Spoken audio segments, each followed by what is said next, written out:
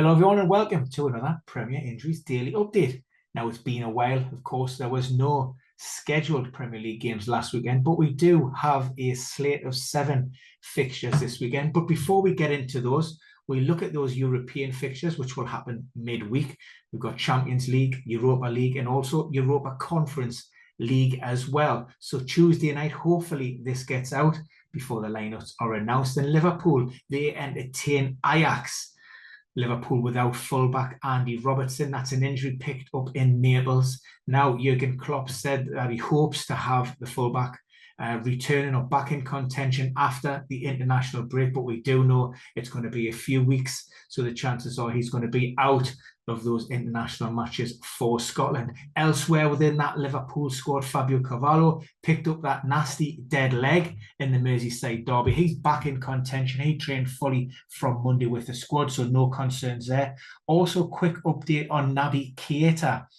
A little bit of discrepancies potentially with those return to play timelines. Jurgen Klopp initially said that it could be around about, or certainly long term, maybe October, mid to late October, hence his omission from the Champions League squad. However, the national team, Guinea, announced that Naby Keita would be in their squad for the upcoming matches. Now, of course, this is a mandatory inclusion. They have to be released domestically, so Liverpool didn't have a chance to knock that one back. Otherwise, it would face ramifications or disciplinary action from FIFA. However, I don't expect Naby Keita to feature for Guinea during the international break. So like I say, that could be around maybe early to mid-October before he's back in contention. But apparently he is ahead of schedule, recovering from that hamstring problem. Elsewhere on Tuesday evening, Tottenham, they face Sporting in the Champions League. No fresh injury concerns.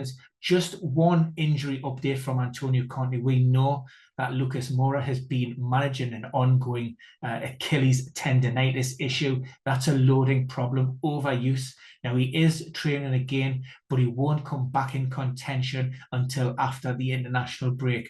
Interesting quotes from Conte with regards to rotation. Primarily, he was talking about his front four with Son, Kane, Kuvaletsky, and Richarlison.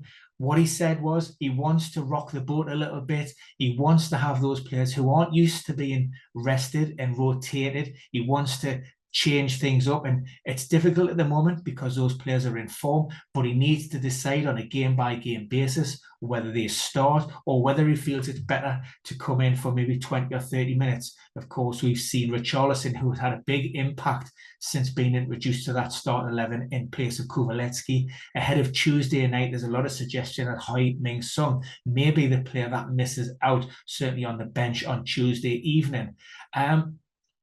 For Newcastle, we know that Caldolo picked up an ankle ligament problem. Still nothing definitive in terms of a timing for his to return to play. But following the departure of Martin Dubravka on loan to Manchester United for the rest of the season, we've announced the signing of Karius on a short-term deal, initially thought to be until January.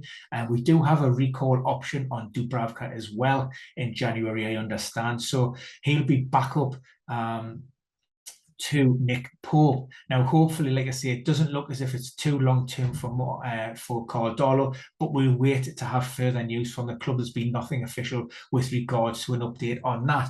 Aston Villa, Matty Cash may have been a player which a lot of managers may have targeted. They play Southampton on Friday. Unfortunately, it looks like he's out of the game. He's been omitted from the Poland squad for their upcoming international games. And then following that announcement, the player actually revealed that he's recovering, progressing nicely from that hamstring issue that forced him off against Manchester City. Again, we don't have any kind of timeline. We're hoping it's going to be around about that, maybe 2 to possibly 3 weeks. So maybe in and around that first game after the international break or soon after is realistic. Diego Costa, Wolverhampton Wanderers announced the signing of the Brazilian striker. Not the Brazilian board, but Spanish striker, sorry. Now, the issues that we have here, he hasn't played competitive football since December 2021. Now, he's going through a lot of baseline testing, flexibility, sprint, agility. All of those measures will determine how close Diego Costa is to being included in that first team squad.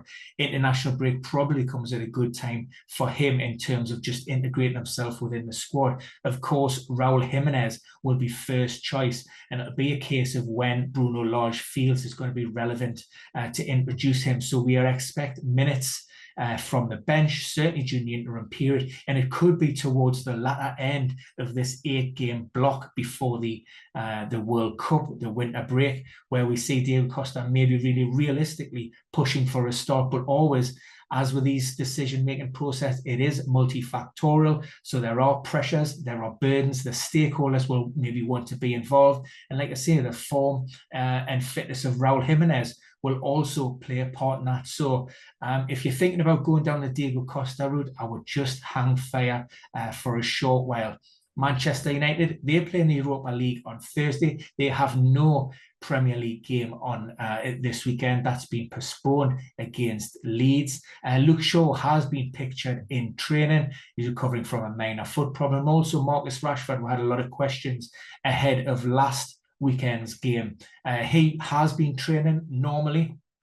He was rested from the squad last Thursday against Sociedad that lost at Old Trafford. So there are no lingering concerns with regards to the hamstring problem or the apparent hamstring issue that he had that saw him withdrawn against Arsenal. That was fatigue related.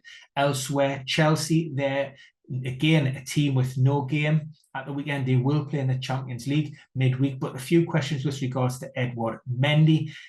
Before Thomas Tuchel was sacked, he did mention that the goalkeeper has been managing, and again, another loading issue, an ongoing tendinitis problem. Now, this does respond really well to conservative treatment, hence the reason he was pulled out the firing line, and also big questions with regards to his form in the last couple of league games in particular. Kepa came in last time out, and Kepa is expected to feature midweek.